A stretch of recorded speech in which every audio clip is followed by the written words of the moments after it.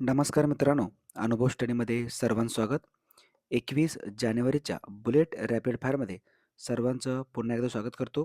रोज सकाळी 6 वाजता आपण 2025-26 मध्ये घडलेले जेवढे पण चालू घडामोडीचे प्रश्न आहेत, असे चालू घडामोडीचे प्रश्न अगदी छान पद्धतीनं परीक्षा भूमिक रोज आपण 20 प्रश्न बघत असतो.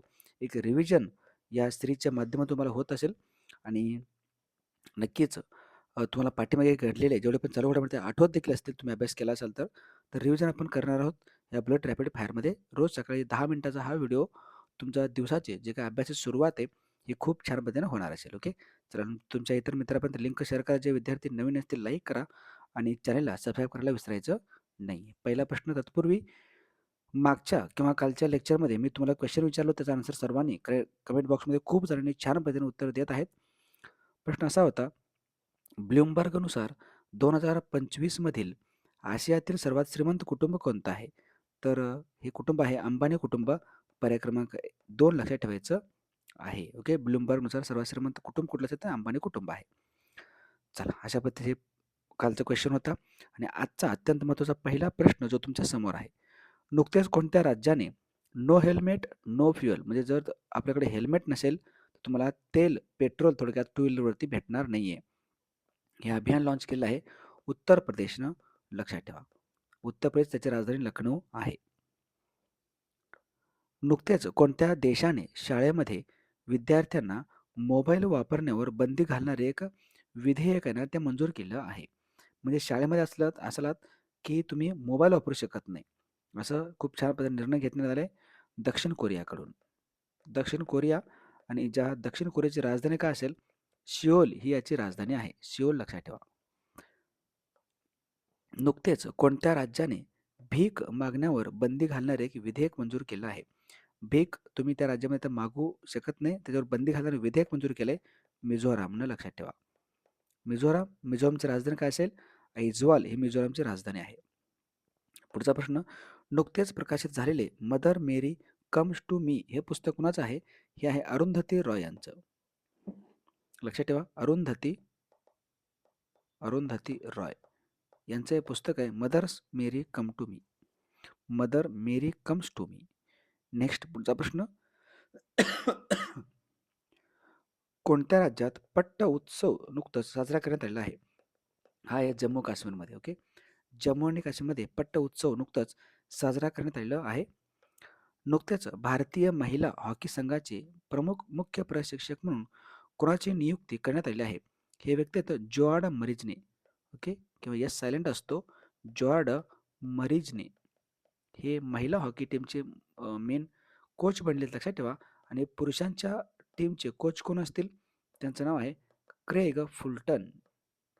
Craig Fulton. दरवर्षी राष्ट्रीय वन्यजीव दिन हा कधी साजरा केला जातो? दरवर्षी असतो राष्ट्रीय वन्यजीव दिवस. हा असतो 4 सप्टेंबरला. 4 सप्टेंबर असतो, लक्षात ठेवा, वन्यजीव दिन. 2025च्या हुरून इंडिया रिच लिस्टमध्ये सर्वात श्रीमंत भारतीय वंशाच्या व्यावसायिक व्यवस्थापक म्हणून कोणी अव्वल स्थान पटकावलेलं आहे? तर हे व्यक्ती ते जयश्री उल्लाल. त्यांचं नाव आहे जयश्री उल्लाल. लक्षात ठेवा. पुढचा प्रश्न, नुकतेच कोणत्या देशात पाली अभ्यासाच्या भविष्यावरील पहिल्या आंतरराष्ट्रीय परिषदेचे आयोजन नुकतंच पार पडलं आहे? तो देश आहे श्रीलंका. श्रीलंकामध्ये हे पार पडलेलं आहे. नेक्स्ट, नुकत्याच आलेल्या राज्य ऊर्जा दक्षता निर्देशांक 2024 मध्ये पहिल्या क्रमांकावर कोणतं राज्य आहे? आपला महाराष्ट्र आहे. राज्य ऊर्जा दक्षता अहवाल किंवा निर्देशांक महाराष्ट्र हा पहिल्या क्रमांकावरती आहे. कॅनडा या देशामध्ये भारताचे इथून पुढे किंवा नवीन उच्च आयुक्त म्हणून कोणाची नियुक्ती करण्यात आली? कोण बनलेत भारताचे कॅनडामध्ये नवीन हाय कमिशनर? त्यांचं नाव आहे दिनेश पटनायक. दिनेश पटनाईक. ई मोबिलिटीला प्रोत्साहन देण्यासाठी भारताने कोणत्या देशासोबत दोस्ती उपक्रम सुरू केला? बघा, दोस्ती आपण सुरू केले नॉर्वेसोबत.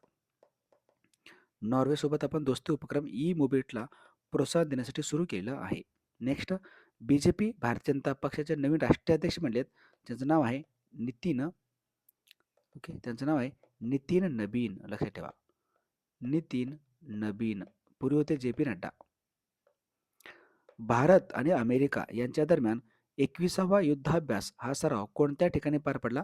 तर हा 21वा सराव पार पडलाय अमेरिकेमध्ये अलास्का या ठिकाणी. अलास्का एक डोंगररांग आहे. अमेरिकेमध्ये येतं आणि अमेरिकेचं सर्वात उंच शिखर देखील माउंट देनाली ती इथंच आहे, याच भागामध्ये आहे. पुढचा प्रश्न.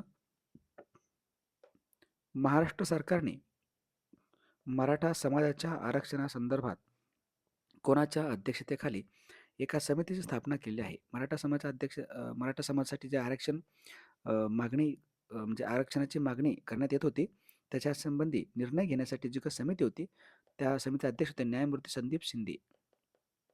न्यायमूर्ती संदीप शिंदे लक्षात ठेवा. हे असे मुद्दे आहेत जे पेपरला येणार आहेत आणि तो तुम्ही विसरलात. ओके, लक्षात ठेवा. नेक्स्ट. भारताच्या भेटीवर आलेले लॉरेन्स ओंग हे कोणत्या देशाचे पंतप्रधान आहेत? लॉरेन्स ओंग हे सिंगापूरचे पंतप्रधान, लक्षात ठेवा. सिंगापूरची राजधानी सिंगापूर सिटी. पुढचा प्रश्न. कोणत्या राज्याने अंतराळवीर शुभांशु शुक्ला यांच्या नावाने एक विद्यार्थ्यांसाठी शिष्यवृत्ती स्कॉलरशिप सुरू केली आहे? तर हा अगेन उत्तर प्रदेश आहे. आणि शुभांशु शुक्ला हे कुठले येतं? हे लखनौचे आहेत.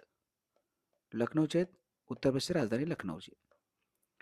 कोणत्या अर्धसैनिक बल याने आपले पहिले महिला कमांडो युनिट सुरू केले आहे? हे आहे central industrial security force, CISF, लक्षात ठेवा. आणि CISF प्रमुख सध्या कोण असतील? प्रवीर रंजन हे याचे प्रमुख आहेत. आणि पहिली महिला प्रमुख होत्या CISFच्या नीना सिंग. पुढचा प्रश्न. दरवर्षी कोणाची जयंती राष्ट्रीय शिक्षक दिन म्हणून साजरी केली जाते? तर तिथं महानतम व्यक्तिमत्व डॉक्टर सर्वपल्ली राधाकृष्णन. भारताचे 2 वेळा उपराष्ट्रपती आणि 1 वेळा राष्ट्रपती राहिले व्यक्तिमत्व. आणि कधी असतं हा दिवस? 5 सप्टेंबरला असतो. ओके, 5 सप्टेंबर असतो, यांची जयंती असते, लक्षात ठेवा. Next last question. नुकत्याच भारतातील पहिला आणि जगातील सर्वात मोठा हरित अमोनिया प्रकल्प कोणत्या राज्यात स्थापन करण्यात आला आहे? हा राज्य आहे आंध्र प्रदेश. आंध्र प्रदेशमध्ये पण कुठं? काकीनाडा या ठिकाणी.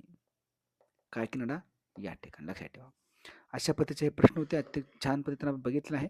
या प्रश्नाचं उत्तर जाता जाता सर्वांनी कमेंट बॉक्समध्ये द्यायचं आहे. आता जागतिक हवामान संघटनेचे हेडक्वार्टर मुख्यालय कोणत्या ठिकाणी आहे? ऑप्शन तुमच्या समोर आहेत. वर्ल्ड मेट्रोलॉजिकल ऑर्गनायझेशन WMOचं मुख्यालय कुठे आहे? आन्सर कमेंट बॉक्समध्ये सांगायचं आहे. चला, इथं शेवटपर्यंत व्हिडिओ लेक्चर बघितल्याबद्दल धन्यवाद. हे 3 पुस्तकं आपल्या मार्केटमध्ये अवेलेबल आहेत. राजगुरू, स्वप्नपूर्ती आणि नादवर्दीचा. कोणते पुस्तकाचे डेमो बघायचं असेल तर ह्या नंबरला मेसेज करा व्हॉट्सअपला. आणि पैसे पाठवायचे तर ह्या स्कॅनरवरती पाठवू शकता. 499 राजगुरूचे, 230 स्वप्नपूर्तीचे, 250 रुपये नादवर्दीचाचे. ओके, चला इथं थांबूयात आपण. आणि नादवर्दीचा जो आपली सिरीज आहे रोज रात्री 10:30 वाजता, हे बिलकुल बघायला विसरायचं नाही आहे तुम्हाला. ओके, जर GKचा अभ्यास छान व्हायचा असेल तर तुम्हाला सिरीज बघावंच लागेल. जाता लाईक करा, शेअर करा. इंस्टाग्राम आणि जो आपलं टेलिग्राम चॅनल आहे त्याला पण तुम्ही काय करायचं, जॉईन करायचं आहे. त्या ठिकाणी मी अपडेट वगैरे देत असतो. ओके, चला इथं शेवटपर्यंत व्हिडिओ बघितल्याबद्दल धन्यवाद. तुमचा दिवस शुभ जावो. आणि इथं थांबूयात आपण. भेटत नेक्स्ट लेक्चरमध्ये. तोपर्यंत पाहत राहा अनुभव स्टडी. थँक्यू. जय हिंद.